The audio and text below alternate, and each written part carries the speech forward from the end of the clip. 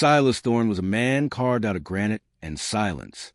He lived where the Wyoming wind howled like a ghost with a grudge, in a cabin that leaned against the side of a jagged ridge as if it were too tired to stand on its own.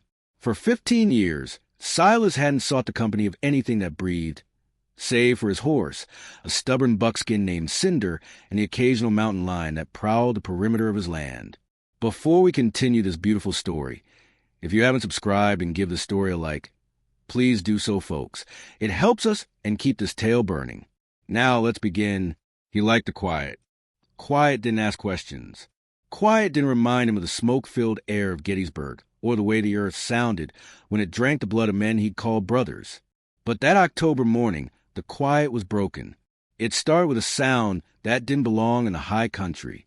Not a hawk's cry, not the snap of a dry branch. It was a low, rhythmic dragging. Silas stepped onto his porch, his hand instinctively finding the cold steel of the Winchester leaning against the doorframe. A figure was emerging from the tree lean, stumbling to the first dusting of winter snow. At first, he thought it was a deer wounded by a wolf. Then he saw the flash of blue fabric, a dress tattered and thin. He didn't run. Men like Silas didn't run.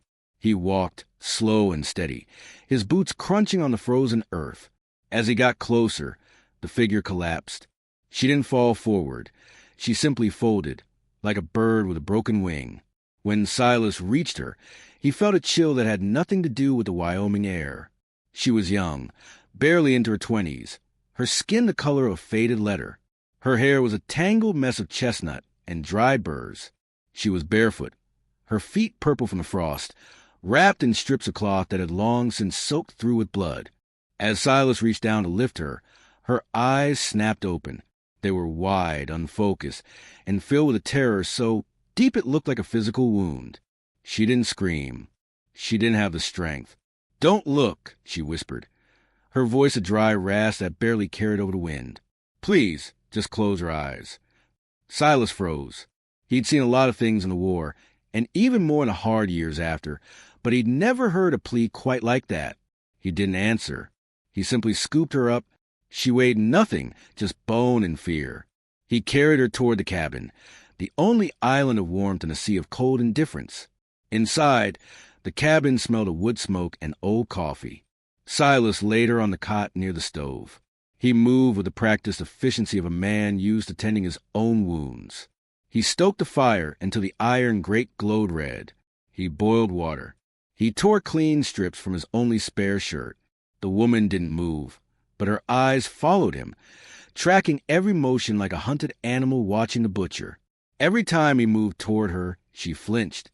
Not a small movement, but a full-body shudder that made the wooden cot groan. "I ain't gonna hurt you," Silas said. His voice was rusty from disuse, sounding like two stones grinding together. She clutched a tattered shawl around her shoulders, her knuckles white. "You're looking," she breathed. "You're looking at me." "I'm looking at a woman who's freezing to death," Silas replied. He handed her a tin cup of water, lukewarm and clean. She took it with trembling hands, drinking it so fast she choked. He watched her, his mind spinning. This high up, there were no neighbors, no towns for 30 miles. To get here barefoot, she'd had to walk through the Devil's Throat, a canyon that claimed men with boots and rifles. "You need to eat," he said. He moved to the stove to fry a piece of salt pork. The sound of the grease popping made her jump so hard she dropped the cup. "I'm sorry," she whispered, tears finally carving tracks through the dirt on her face. "I'm so sorry." "Ain't nothing to be sorry for," Silas said. He picked up the cup. He didn't ask her name. He didn't ask who was chasing her. He knew the look of a person who was being hunted. He'd been on both sides of that trail. Later that evening, the fever set in. It's the way of the cold. It waits until you're warm to start the real damage. She began to shiver, her teeth chattering so loud it filled the small room. Silas knew he had to check her for more than just frostbite. The way she held herself, hunched and protective, suggested she was carrying more than just exhaustion. "I need to check your wounds," Silas said, standing over her. Her eyes went wide again. "No, don't look. Please, just close your eyes. If you look, you'll see why I'm dead already." "You ain't dead," Silas said firmly, "and I ain't closing my eyes while you're under my roof." He gently but firmly reached for her shoulder to turn her over so he could examine the blood soaking through the back of her dress. She fought him with the frantic, weak strength of a bird, but Silas was a man of the earth. He turned her onto her side. That was when he saw it. The back of her dress was stuck to her skin with dried fluid and grit. He took his hunting knife, the blade sharp enough to split a hair, and carefully slit the fabric. Silas Thorne had seen the horrors of the wilderness. He'd seen what a grizzly could do to a man's face. He'd seen what the sun did to a man left in the desert. But his stomach turned a slow, sickening knot as the fabric fell away. It wasn't a wound from a fall. It wasn't a lash from a whip. Buried between her shoulder blades, etched into the skin with the precision of a jeweler and the cruelty of a demon, was a brand. But it wasn't a rancher's mark. It was a symbol, a serpent coiled around a human eye. And beneath it, letters were burned deep, the skin around them raised and angry. Property of the overseer. Silas felt a cold sweat break out on his neck. He knew that mark. Every man in the territory had heard the whispers of the glass manor, a hidden estate deep in the mountains where the wealthy and the wicked played games with human lives, a place the law didn't go, a place from which no one ever returned. The woman turned her head, looking at him with a hollow stare. "Now you've looked," she whispered. "Now the shadow is on you, too." Silas didn't pull back. He reached out, his rough, callous hand hovering just an inch above the brand. He didn't touch it, but his hand was steady. "Let him come," Silas muttered. "I've been waiting for a reason to stop being so quiet. Before we find out what happens when the overseer's men come knocking on Silas's door, take a moment, breathe. If you're sitting there with a cup of coffee or a warm tea, take a sip. This story is just getting started. And out here in the West, things always get darker before dawn. Tell me in the comments, where are you listening from today? I see you all in the late hours, from the quiet suburbs to the heart of the cities. And if Silas's grit is something you respect, hit that subscribe button and give this video a like. It helps the story reach the folks who need to hear it. Now, back to the ridge. Her name was Clara. She told him the story in pieces over the next 2 days, between bouts of fevered sleep. She hadn't been a thief or a criminal. She had been a daughter of a ledger keeper in Cheyenne. Her father had seen numbers he wasn't supposed to see, money flowing from the governor's office to the glass manor. They killed her father. They took her. "They don't just own your body," Clara said, her voice stronger now, though her hands still shook. "They want your soul. The overseer, he says that once you're marked, the world can never take you back. You belong to the mountain." Silas sat at the table, cleaning his Winchester. He'd taken a rifle apart and put it back together 3 times. It was a ritual, a prayer of steel. "The mountains don't own nothing," Silas said. "The dirt doesn't care about brands. And neither do I." "He'll come for me," she said. "He has men who don't feel pain, men who hunt because they've forgotten how to do anything else. You should let me go, Silas. If I die in the snow, the trail ends. You can go back to your quiet." Silas looked at her. For the first time in 15 years, he didn't want the quiet. The quiet felt like a lie now. It felt like a grave he'd been digging for himself. "I had a wife once," Silas said. It was the first time he'd spoken the words aloud since the war. "She was waiting for me in Tennessee. I spent 4 years thinking about the way she smelled like woodruff and rain. When I got back, she was gone. Fever took her. But it wasn't the fever that killed me. It was the fact that I wasn't there to hold the door shut against it."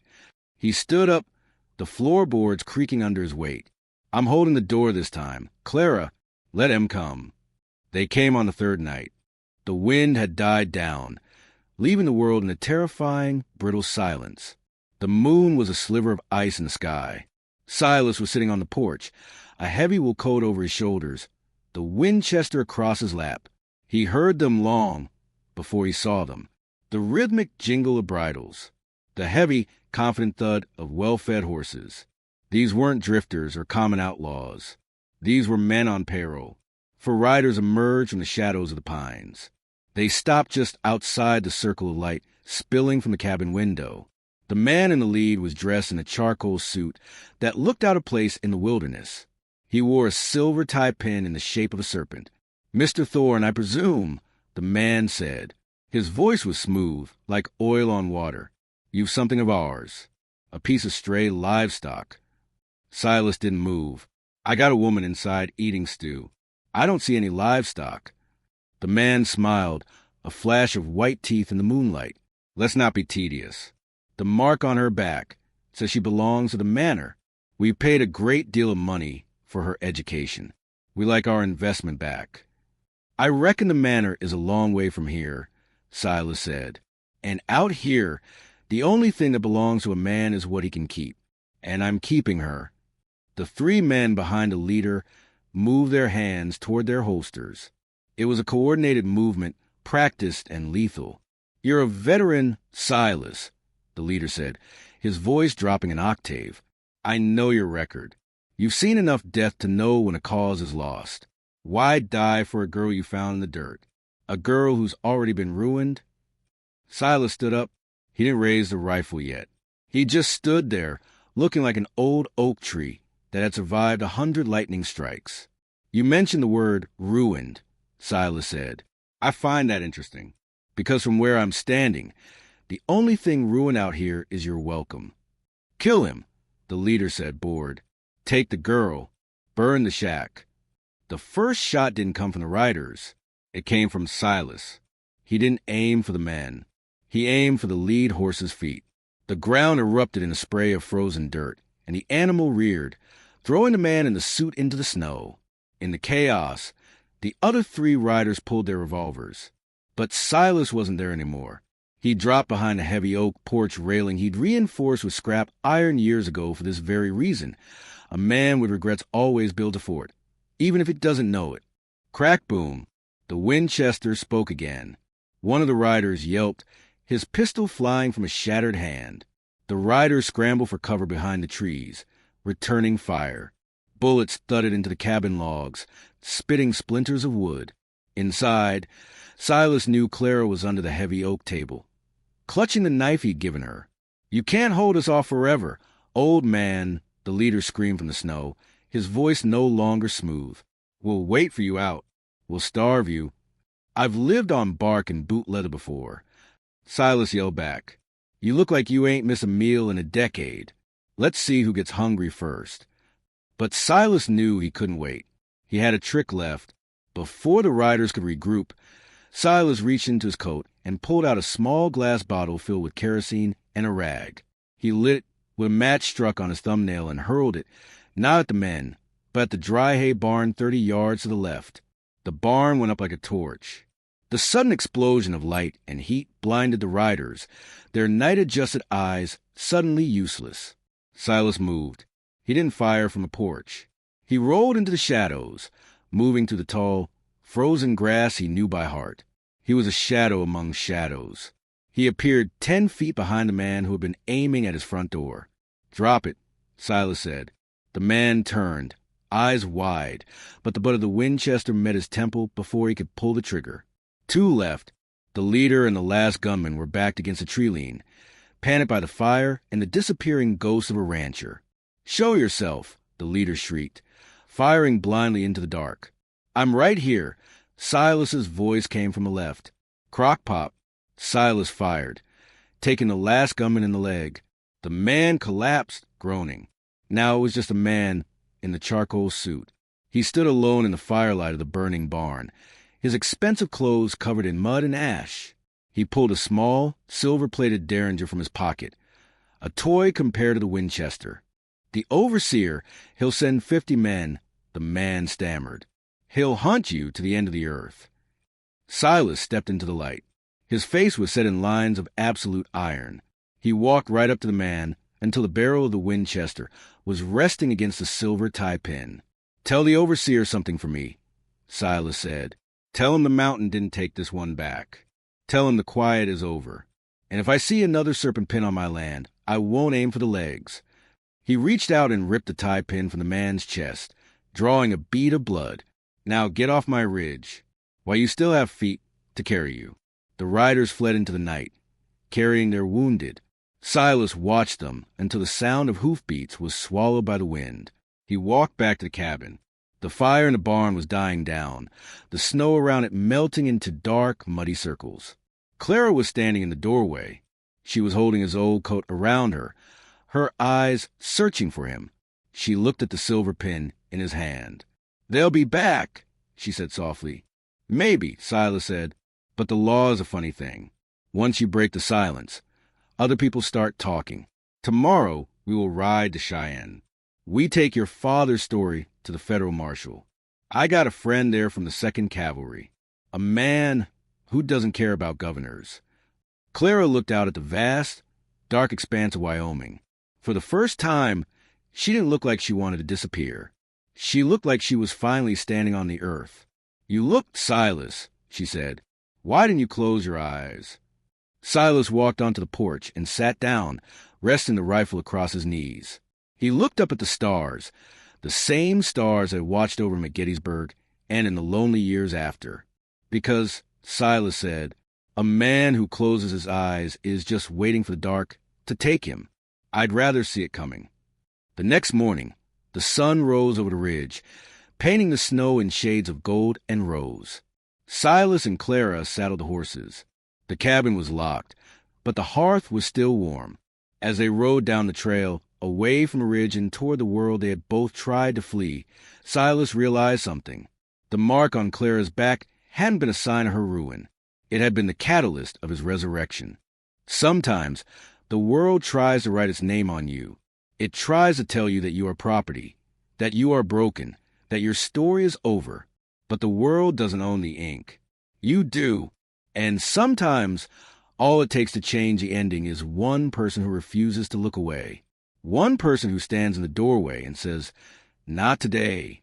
Out here in the West, stories don't always have a happy ending, but they always have a true one. Silas and Clara's journey is just beginning, and the road to Cheyenne is long and full of shadows. If you want to see what happens when the truth finally reaches the halls of power, make sure you're subscribed for the next chapter. Take one last sip of that tea. Reflect on the quiet. And remember, no matter what marks life has left on you, you're the one holding the reins. Until next time, keep your eyes open and your powder dry. We'll see you on the next ride.